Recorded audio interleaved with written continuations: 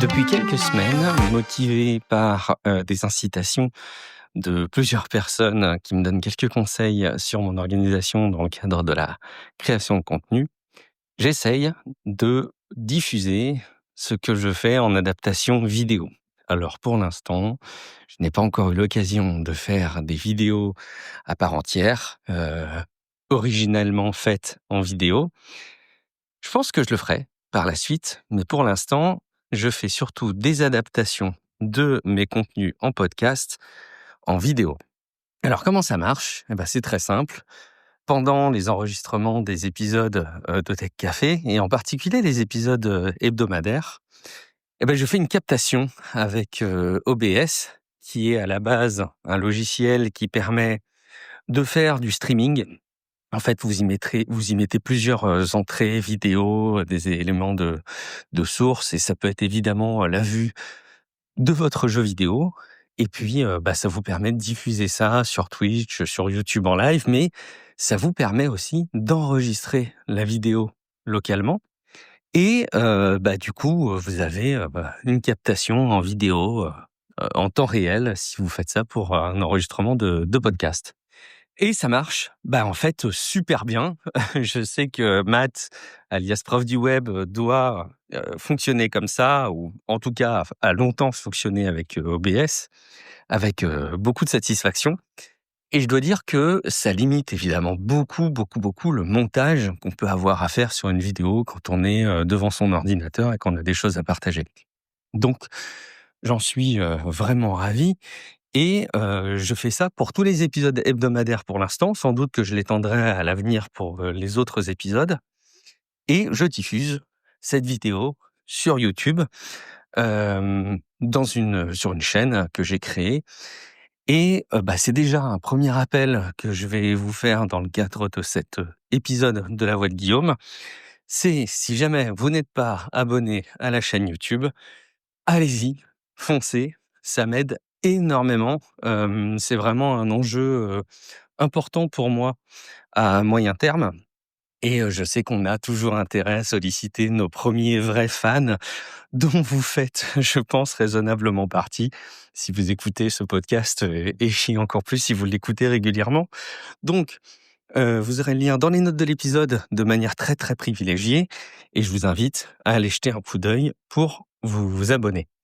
Et je dois m'attarder un petit peu sur un aspect dans ce sujet de diffusion en vidéo, c'est que pour aider à la découvrabilité de la vidéo et d'une chaîne YouTube, un des enjeux centraux, en tout cas, non, pardon, pas un des enjeux centraux, mais une des opportunités qu'il y a maintenant, c'est d'utiliser un format qui est tantôt critiqué, probablement à juste titre, tantôt encensé, là aussi probablement à juste titre, ce sont les formats courts verticaux. La consommation des contenus se fait maintenant beaucoup avec des formats verticaux. C'est très incarné par le fonctionnement d'Instagram, par le fonctionnement aussi de Twitter, de TikTok. Et je crois que dans nos usages, on a pris l'habitude maintenant de beaucoup consommer de vidéos au format vertical. Est-ce que c'est bien? Je suis pas certain. Parce que ce contenu, il apporte beaucoup de choses inutiles, et il peut amener à finalement consommer du temps à rien et amener les gens dans une spirale de consommation de contenu probablement à faible valeur ajoutée. C'est d'ailleurs ce qui justifie les critiques qui peuvent être faites de ce type de format. Donc, en l'occurrence, Matt, alias prof du web, avec qui on a fait Relive pendant des années, officie pas mal maintenant sur YouTube, et il revendique le fait qu'il ne veut pas faire de short et qu'il n'en fera pas. Ce sont donc les formats verticaux sur YouTube, et il veut pas du tout rentrer dans cette logique. En même temps, de mon côté, j'y vois vraiment une opportunité parce que ça offre une découvrabilité qui est assez dingue. Et j'essaye, autant que faire se peut, de délivrer quand même de l'info au cœur de ce format vertical.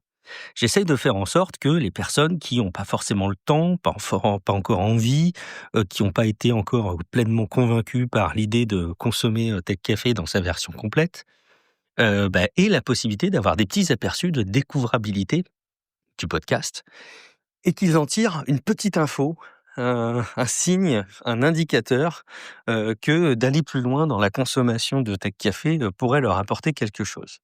Et je dois dire que c'est assez grisant de voir que, en diffusant très régulièrement des formats verticaux, il y a, tout à la fois, de la visibilité, et de la notoriété qui se crée de manière vraiment, presque immédiate. Alors d'ailleurs, c'est dans les 2 sens, hein. C'est là aussi où il y a un côté, négatif parce que ça amène pour le créateur de contenu à être, très présent ou en tout cas à programmer pas mal de volume de contenu. Dès que j'avais commencé à en faire l'exercice, il y avait, des signes immédiats et dès que j'ai arrêté en allant, quelque temps en vacances et donc je n'avais pas, diffusé de contenu à cette période-là et j'en avais pas programmé, c'est la punition. Les chiffres, tombent immédiatement. Alors je veux pas être victime, hein, franchement de cet, impératif-là et je diffuserai, du contenu si c'est pertinent, si jamais j'ai des choses à partager. Évidemment, quand même, la logique, c'est de se dire: «Comment est-ce que je peux anticiper mon contenu pour qu'il y ait justement du contenu pertinent, à partager?» Et donc je vais, continuer à diffuser ça et je serai très curieux d'avoir vos retours quand vous serez abonnés à la chaîne YouTube, d'aller jeter un coup d'œil à l'ensemble des shorts pour essayer de me dire si jamais, vous pensez que ça a du sens, si vous avez des critiques, des remarques, des suggestions, je suis évidemment, très, très preneur. Ce serait évidemment très précieux pour moi, donc vraiment allez dans les notes de l'épisode, cliquez sur le lien et puis vous vous abonnez à la chaîne YouTube et vous allez jeter un coup d'œil dans l'onglet, des shorts, des formats verticaux. Bon, gardons à l'esprit quand même que ces formats verticaux, ils ne sont pas, vraiment destinés à une expérience de consommation de vidéos quand on s'abonne à une chaîne. Ils sont vraiment là pour faire émerger la notoriété d'une chaîne, la notoriété d'un créateur dans un espace de consommation, de type, YouTube. Là où on est en confrontation, en concurrence ou en tout cas aux côtés de plein d'autres contenus en vidéo, les formats verticaux, ils permettent de dire: «Ah, j'existe aussi». Donc gardez ça en tête dans le cadre de vos remarques. Je voudrais m'attarder un tout petit peu sur le process puisqu'en fait, pendant quelques semaines, en juin, quand j'ai commencé à adapter les contenus en vidéo au format, vertical, je les ai faits à la main, en découpant, hein, les vidéos, en rajoutant des sous-titres. Je retravaille pas les sous-titres. C'est un truc qui me fait terriblement mal dès que je vois les coquilles, que les reconnaissances par intelligence artificielle peuvent faire des voix sur les sous-titres. Ah, ça m'horripile, mais on m'a vraiment conseillé de pas rentrer dans cette logique-là, au moins dans un premier temps. Donc, je suis les conseils qu'on me donne et mieux vaut fait que parfait. Je diffuse les vidéos avec les sous-titres générés sans les modifier. Ah, vraiment, je vous assure, ça me travaille au corps quand je vois des trucs avec des mots, improbablement relayés, mais je voilà, je fais vraiment l'exercice jusqu'au bout et je les diffusais en essayant donc d'extraire, des points intéressants sur lesquels il y avait des informations, qui ressortaient. Et j'ai testé un outil dont j'ai entendu parler dans d'autres podcasts, qui s'appelle Opus Clip, qui est quand même assez dingue. Vous envoyez une vidéo format classique dans Opus Clip et Opus Clip vous extrait en, allez, un quart d'heure, enfin en tout cas pour un épisode de Tech Café d'1 heure et quart, en 15 minutes, il vous extrait une quinzaine de formats verticaux. En fait, vous pouvez régler d'ailleurs les durées, le nombre, et cetera, avec des scores de pertinence qu'ensuite vous pouvez exploiter pour aller, les diffuser en format vertical. Là où je mettais une demi-journée à une journée à faire les formats verticaux sur la base d'une captation en vidéo d'un épisode de Tech Café, désormais cet outil-là, il le fait en moins d'une heure, il me permet de le faire en moins d'une heure et je vous avoue que c'est très difficile de pas être séduit. Allez, la seule réserve, c'est qu'évidemment, cet outil, il est pas gratuit. Il a un coût, mais honnêtement, quand on voit le coût qu'il représente par rapport au temps qu'il fait gagner sur une journée de travail, C'est aberrant, c'est vraiment aberrant. Donc voilà, je voulais vous mentionner en tout cas cette, démarche en ce moment. Vraiment pour moi, la prochaine étape, ça va être de créer du contenu original en vidéo. Ça, j'y travaille. Je veux pas faire les choses n'importe comment. Ça veut pas dire que je veux que ce soit parfait, mais quitte à le faire, hein, autant le faire avec un certain nombre de niveaux d'exigence quand même de mon côté, limité mais réel.